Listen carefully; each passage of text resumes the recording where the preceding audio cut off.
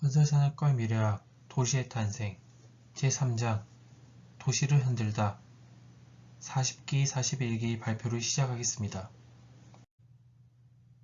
발표는 다음과 같이 경제가 이끈 문자혁명, 문화의 소용돌이가 만들어낸 도시방언, 낙서와의 전쟁, 거리의 힘, 거리축제 카니발, 영혼의 건축물 신전 네 순서로 진행하도록 하겠습니다. 경제가 이끈 문자혁명 수메르인들에게는 문자의 탄생과 관련해 전해오는 이야기가 있다. 콜라부의 왕이 멀리 떨어진 이웃나라의 칙사를 파견했다. 너무 멀고 길이 험한 바람에 탈진한 칙사는 도저히 말로 왕의 메시지를 전달할 힘이 없었다. 왕은 그 같은 사태를 예상하고 미리 대비책을 세웠는데 찰흙을 손으로 두드려 평평하게 편 다음 그 위에 무언가를 써내려간 후 칙사에게 주었다고 한다. 그리고 왕의 메시지는 전달이 되었다. 인류사 최초로 말이 아닌 글로 메시지가 전달된 셈이다. 이야기에서 인간은 곧 사라지지만 글은 오래 간다는 교훈이 있다. 문자는 기원전 4000년경 메소포타미아 남부도시에서 처음 발견되었다. V자 표식을 새겨 불라라는 진흙봉투 안에 넣곤 했는데 불라의 바깥쪽에는 내용물이 기록되어 오늘날의 선화증권과 같은 기능을 했다. 문자는 경제적인 목적에서 발전했다. 문자는 더더욱 진화했다.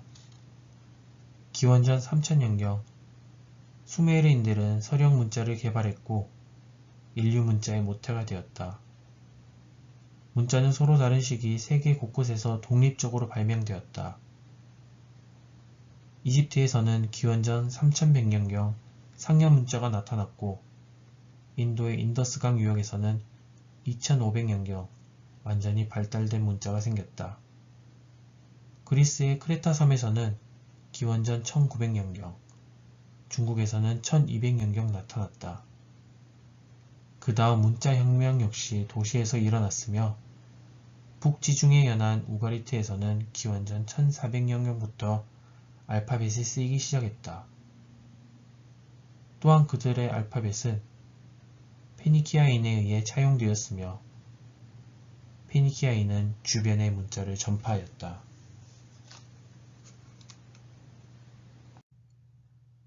문화의 소용돌이가 만들어낸 도시방언 우리는 살고 있는 도시에 독특한 환경을 만들어 왔다. 심지어 새들조차 도시에서는 다르게 지저긴다. 실제로 도시 박새는 시골 박새보다 높은 음으로 지저긴다.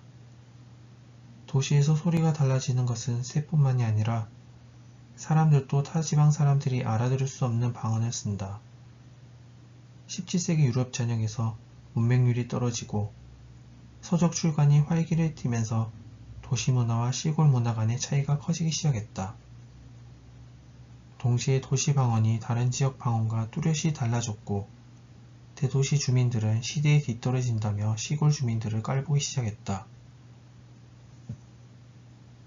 모든 나라에는 도시 방언이 있다. 많은 사람이 뒤섞여 살면서 다양한 언어가 공존하는 환경 때문에 도시의 언어는 온실 속 화초처럼 무성하게 자랐다. 바벨탑을 건설하던 때처럼 다양한 언어 속에서 런던 방언이 생겨났다. 14세기 전까지만 해도 카크니라는 말은 물러터진 남자를 조롱할 때 쓰는 말이었다. 그러나 16세기 이후에는 도시에 거주하는 사람들을 가리키는 말로 쓰였다. 그러다 100년도 채 지나지 않아 그 말은 런던 시민을 가리키는 말로 쓰였다. 카크니의 유래는 출처가 확실치 않지만 언어학자 존 민슈가 처음 썼다고 한다. 그는 카크니의 현대적 의미를 런던의 대로인 치프사이드 내 세인트 메리 루버 교회 근처에서 태어난 사람이라고 정의하기도 했다. 카크니, 즉 런던 방언은 게으르다라는 비난을 받고 있다. 입술과 턱을 최대한 덜 움직이려고 하기 때문이다. 비음 섞인 억양이 많이 들어가 영어를 망치고 있으며 런던 방어 자체가 듣기 싫으며 천박하다고까지 말하는 사람들이 있다. 다행히 오늘날에는 방언에 대한 엘리트주의적 관점이 많이 사라졌다. 도시박세와 마찬가지로 도시민 역시 도시 환경에 맞는 언어 방식을 채택해왔던 것이다. 또한 표준어와 방언은 끊임없이 변화하기 마련이어서 현재 런던 방언 역시 또 한 차례 변화를 겪고 있다. 이민사회를 받아들이며 서아프리카, 인도어, 자메이카어 등 다문화 런던 영어가 출현하고 있다. 낙서와의 전쟁. 도시에는 아주 다양한 낙서가 있다. 연인의 이름, 어떤 도시가 안전한지 써놓은 표시, 영역 표시를 남겨놓은 깽단 이름, 반전 슬로건, 외설스러운 낙서, 유명인의 이름, 알아보기 힘든 서명, 거리의 낙서와 거리 미술 등이 도시에 남겨지는 낙서이다. 또한 고대 도시 폼페이에서는 집집마다 빨강, 노랑, 파랑 등으로 칠해져 있어 선거 보호에서 즉흥적인 낙서까지 무엇이든 쓰기 좋게 되어 있었다. 폼페이의 주민에게 낙서는 인기가 정말 많았다. 오늘날 우리가 알고 있는 거리 낙서, 즉 현대 스프레이 문화는 1960년대 말에서 1970년대 초 사이에 미국 필라델피아 및 뉴욕의 거리, 지하철 안에서 시작되었다. 1973년 힙합의 창시자인 DJ 쿨 허크는 낙서 작가가 되자 힙합은 곧 낙서 문화의 주제곡처럼 되었고, 저널리스트들은 낙서를 50년대 이래 최초로 순수한 10대 거리 문화로 정의 내렸다. 당시 10대들은 지나가는 객차에 스프레이로 써있는 낙서를 보며 시간을 보냈다. 스프레이를 이용한 낙서 문화는 독특한 낙서 스타일 덕분에 곧 이전의 낙서 문화와 차별화되었다. 독특하고 생생한 스프레이 낙서의 출현으로 담벼락에 쓰인 글씨는 예술로 승화되었다. 현대의 낙서는 체제 저항 수단이기도 하다. 일부의 도시에서는 낙서의 장을 제공하기도 하지만 대개는 불법이며 범죄로 여겨진다. 1970년대 뉴욕은 낙서와의 전쟁을 선포했고 많은 비용을 지불했다. 그러나 일부 사람들에게 낙서는 단순한 공공기물 파손 행위가 아니었다. 많은 낙서 작가들이 나오면서 낙서는 훨씬 더 복잡한 낙서로 진화했다. 1990년대 중반에도 낙서와의 전쟁은 계속되었다. 도시를 깨끗이 정리하는 일은 심각한 범죄를 예방하는 수단으로 환영받았고, 2002년 뉴욕 지하철 차량에서 지워진 낙서는 25개에 이르렀으며 교량 및 기타 공동 시설물에도 약 28만 제곱미터에 달하는 낙서가 사라졌다. 뉴욕 시장처럼 많은 사람이 낙서를 반사회적 행동이자 일종의 범죄 행위로 생각하고 있다. 그러나 어떤 사람들은 낙서를 역동적인 도시 문화로 장려해야 할 일이지 비난할 일이 아니라고 한다. 낙서 파리 같은 책은 거리예술 낙서를 아주 상세히 다루고 있으며 낙서 예술가들의 작품은 국제적인 찬사를 받고 있다. 또한 거리 예술가들이 탄생하면서 거리 예술은 글씨 위주의 낙서에 비해 한층 시각적인 도시 예술로 사람들의 관심을 끌고 있다. 거리의 힘. 거리는 다른 사람들에게 자신을 보여주는 장소이기도 하다. 즉, 일종의 무대이며 그 위를 오가는 사람들은 모두 배우이다. 각종 축제, 가도행진, 시위, 집회, 혁명 등에 참여해 각자 맡은 역을 수행한다.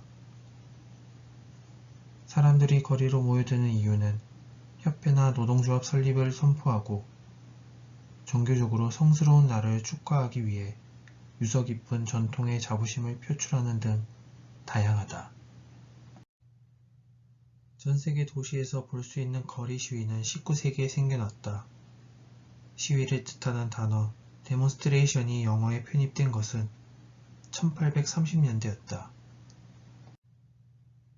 미국 시민권 운동을 이끈 마틴 루터 킹의 일자리와 자유를 위한 워싱턴 대행진 집회는 당시 워싱턴 DC 역사상 가장 큰 규모의 항의 집회였다고 한다.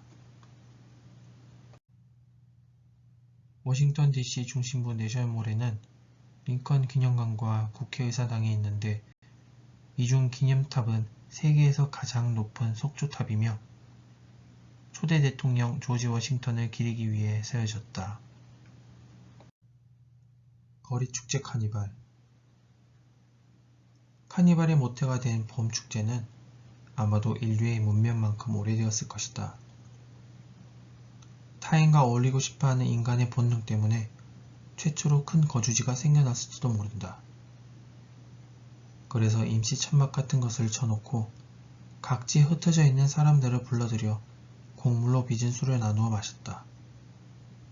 그것이 도시가 생기기 전 10월제 같은 의식으로 발전했을 것이다.